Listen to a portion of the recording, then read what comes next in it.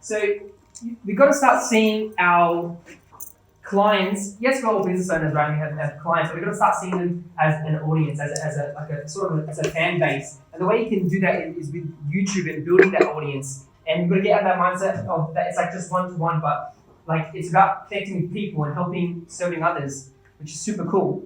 So when it comes to YouTube, it's all about what is your goal and why do you want to start on YouTube. I've been doing it for the past 2 to 3 years, and I've gained over 600,000 views. I have 1.5 million minutes watched, and I also have 6,400 subscribers. And I've sold products on there. I've actually gotten clients from there. One lady was from Florida, and she runs a hair business, and she wanted to sell products, so she needed some logos and package design. And she actually was looking at one of my tutorials because she was figuring out how to do a logo herself. And she looked at my video and saw my personality. And when she emailed, she's like, "Oh, you seem like a cool guy." So I thought, why don't I just hire you? So she ended up hiring me, and I got a project from that, which is super cool. Just by doing YouTube tutorials. The thing with YouTube is that you have to niche down and focus on one area. So for me, I do design tutorials. So I teach like Adobe programs, Illustrator, Photoshop, all that type of stuff. So I help young designers get into the creative industry. I also do design tips, and I also do collaborations where I bring people that are specialists and experts in their field, and we do a call and they share their knowledge on strategies and tips to help those young people. So why YouTube? I'm just going to share a few stats with you, which is pretty cool. So one's from Cisco. It says by 2022, online videos will make up more than 82% of all consumer internet traffic, which is crazy. It's 15 times higher than 2017. So we need to jump on YouTube. Like, it's so important. We need to get on video. And the thing is, you've probably heard it from Gary Vee, but we need to jump on LinkedIn as well. So even LinkedIn has a live feature now where you can jump on and start using it. And not only will it help you increase your talking and your the way you present yourself, but it's going to help you build your network. Another one by HubSpot is 72% of customers would rather learn about a product or service by the way of video. So I don't know if you've seen on YouTube, but there's a lot of infographic videos and animations. A lot of people find that a lot easier to consume than just reading a big blog post, even though that's good, but if you start to utilize video, it's really cool. And then one more from Civia, viewers retain 95% of a message when they watch it in a video.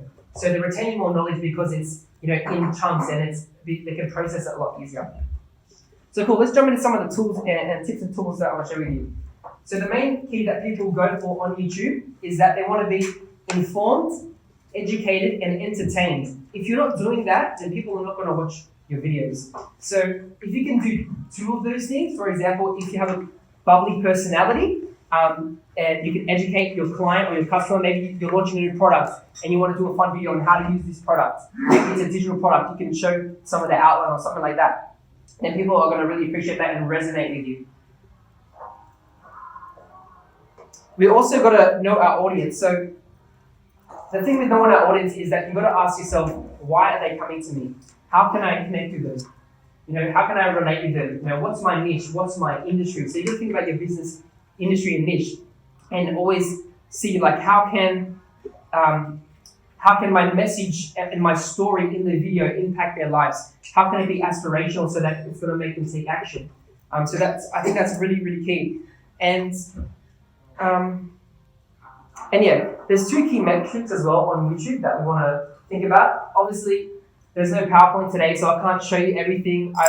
On the 3rd page, you can see, we'll talk about that later. I've got a couple of screenshots, so it's a bit hard. So I know if I'm talking fast, just let me know. If you guys have questions as well, you can stop me, it's fine. 2 key metrics is CTR, which is click-through rate.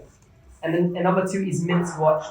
So this is the key things on YouTube now. That's the 2 things that you need to focus on. With click-through rate, if people are not clicking through your video, then they're obviously not going to watch it. So I'll talk a bit about thumbnails in a minute, but you need to make sure that people are clicking on the actual video. Obviously, if you're just focusing on your business website, you can create a video, upload the link on YouTube, and embed that link on your WordPress site or Wix or whatever, and people can just view inside a landing page, which is totally cool. But if you're putting your traffic to YouTube, then you want to make sure that they're going to click on it with an engaging title and an engaging thumbnail, which is really key. And then minutes watched, it's all about retention. So it's if you go into the analytics of YouTube, it talks about viewers retention. So you can actually see how long they're watching your video for. So for example, for me, my average retention is about 2 minutes and 15 seconds. So I know that people are watching the intro of the video, or they're just fine if it's a tutorial, they're just going to the place where they want to find the answer, then they're bouncing off or they're dropping off. So we've got to keep those things in mind because then we can alter the way we do content. Another cool thing as well is that we want to make our videos, the general average rate is about 5 minutes. So if you keep your videos 5 minutes or less, then that's just a general typical rule. But obviously, if maybe you have a video series or you have a product series or whatever, then it's okay. So, sorry, I just wanted to check. If you have a product series or something, would you recommend breaking it into multiple 5-minute videos as opposed to doing like a 20-minute video? Yes. And then if you're going to do a 20-minute video, I'll turn it into a course or a free course or something like that. We can market it that way. Yeah, 100%. But then you can have it broken up, and then I'll put it like that. And then if it is a course or whatever, then you can have one key intro video that you'll use as like a free one, and then I'll use the rest of it. Sign up your mailing list. Yeah, 100%. So the key tools, which I think are very important, I didn't put the links there, but you can search it on Google. The one that I use is vidIQ. It's really awesome. They actually have a YouTube channel where they teach you tips and how to get views, how to increase your subscribers, all that cool stuff. The second one is Keywords Everywhere. So I don't know if you know, Connie, but they actually made it a pay 2 days ago. Yeah. Everything's becoming paid. Yeah. So now you got to pay $10 and you get about 100,000 keywords, which I think is fair enough. It doesn't seem too bad. So yeah, it's worth it if you got to do keyword research, which I'll talk about in a bit. The third one is TubeBuddy. I prefer vidIQ. I used to use TubeBuddy. But yeah, it's just an extension you can download on Chrome or whatever, and it helps you analyze the back end of all like your videos. So you can calculate your SEO. You can see what content is doing well. It audits your content. It also shows like who your competitors are and all that stuff. Obviously, I can't show you, but you got to do it yourself and just play around with it, and you'll get that information. Another key thing is creating good titles. So an example of a good title would be at the start of it would say how to, or how I, or secrets of, or a warning title. For example, like 5 things to avoid in your designer portfolio in 2019. So it's very targeted. It's very like it's aspiring someone to be like, oh, this is interesting. This is like engaging. So those are a couple of examples of how you can do the title. But also it has to make people like want to click on it. Like, is it interesting? Like, it doesn't have to be literal, but it can be like an emotional. You want to make it an emotional title because then people are going to click on that video. And then once you do that, once you have a good title, then you can go on to a good thumbnail. So I put a couple of examples there, but obviously it's black and white. But you can see you want it to be bold and easy to read, and you also want to differentiate from other channels. So for example, there's a lot of other design channels, and what I do, I follow all of them. I also go into the bar and I'll type in design channel, and you can filter it in YouTube. There's a little button where you can actually filter certain categories. And then what I'll do from there is look at the color and the typography and the text on that actual thumbnail to see what videos actually got a lot of views and what's working. And then I'll sort of not mimic it, but I'll see how I can make mine different and use a different color and use a different font, that bolder font. And I find that you get a lot more clicks. And these days, what people like is they like your face. So obviously, if you don't have Photoshop, you can't cut out your thing, but you can use it. Unless you want to hire a designer, then I'll go to Fiverr. But there's actually a website called remove.bg, and it'll actually cut out your image automatically from the background. But if the paid version makes it high res, the lower version is just small resolution. But it'll still be usable because thumbnails are small anyway, right? Yeah, that's right. Correct. Yeah. And you always want to avoid text cutting off, so you always want to place your text in the center, big and bold, or in the left corner. You never want to place it at the bottom because when people go to YouTube, there's actually a timestamp in the bottom right, so it will cut off the text. And then you also want to put your face in there, make sure it's clear, that you're positive. Sometimes it's good to do different shots. So for me, I'll just put my camera in my room and I'll just do different stuff or whatever. And I'll do a stash of shots that I can just use on different videos. So you want to do bulking. And the cool thing is with these programs like vidIQ and TubeBuddy, you can actually do bulk edits on your YouTube descriptions and things like that, where you can do it all in one go instead of going in and typing all the same stuff.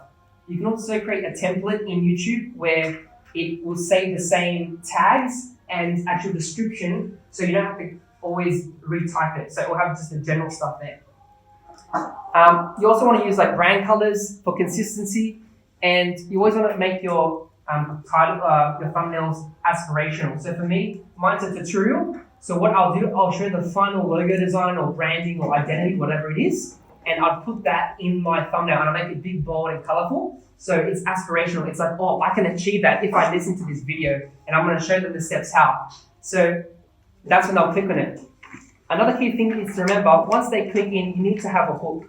So the first 5 seconds, I'd say, is you want to have if it's a video that you're talking or whatever it is, you want to hook them in. So it's like, oh, in this video, I'm going to show you how to do this, and whatever, really quick.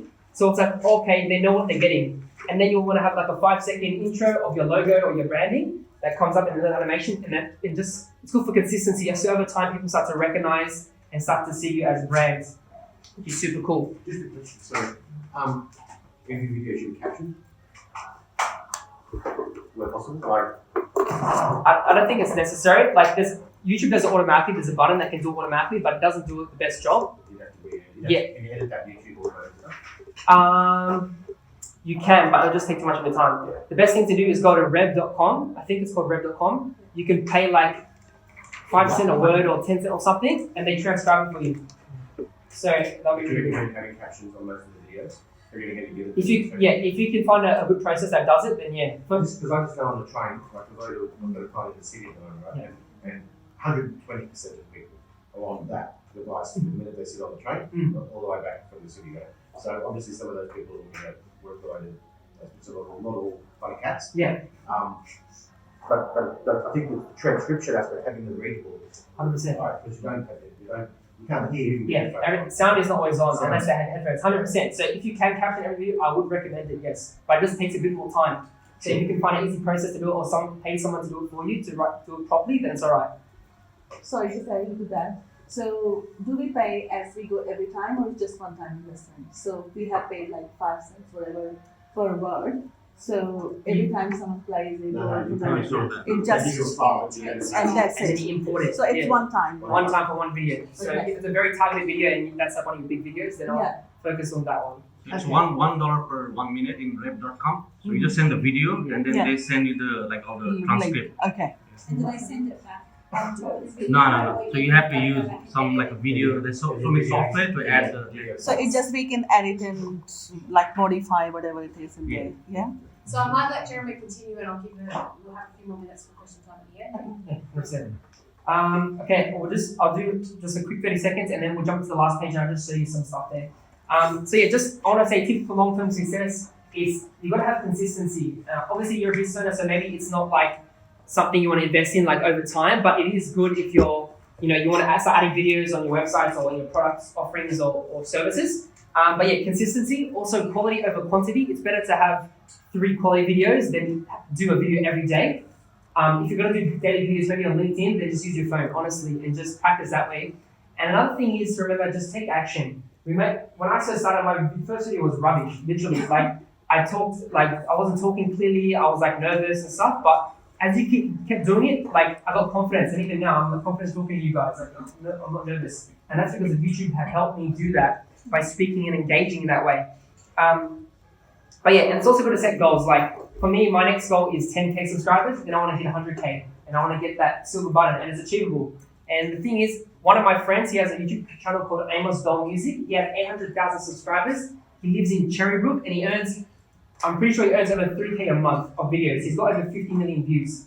And he's just some kid, he just living with his parents. He trains people how to play piano by ear, and he does covers of major songs. He follows trends. So he'll go on Google Trends. And the thing is with YouTube, it uses Google Trends because Google owns YouTube. So it's the second biggest search engine in the world. So when you type in the bar, it's going to show you what's the best to do.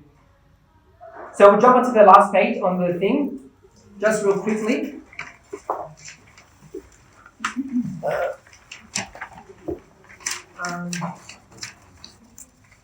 So what I've done here is just quickly done an example of the backend. So when you upload a video, you have all this backend. So you've got your title, your description, your thumbnails, your tags, and then this is VIQ stuff here and analytics. So you can see here, this video I have 66,000 views. So you can see the title is how to create a stippling brush in Adobe Illustrator. So what you do is you use keywords tool and you put it in the bar, and when you type out like your keyword like logo design or how to design, what happens is YouTube will give you a predetermined outlook, and it's going to pop up, and when it shows a list, it will show you like how many people view per month, and you want to pick things that people actually want to listen to, because if you're just doing whatever, then they're not going to watch it. So I think that's really key. Another thing is the description. First, you want to have a paragraph, and it has to relate directly to the words in the video.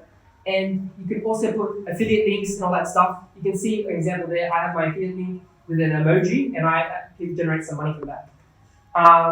The tags, you can see next to the tags, you see little numbers. So I ranked number 1 for stippling brush in Illustrator.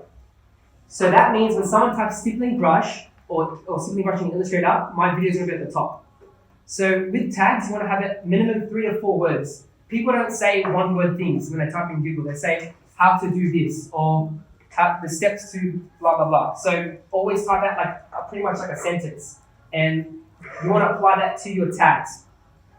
Another key thing, always finish here, vidIQ. You can see it gives you it's really tiny, but it says search volume and competition score.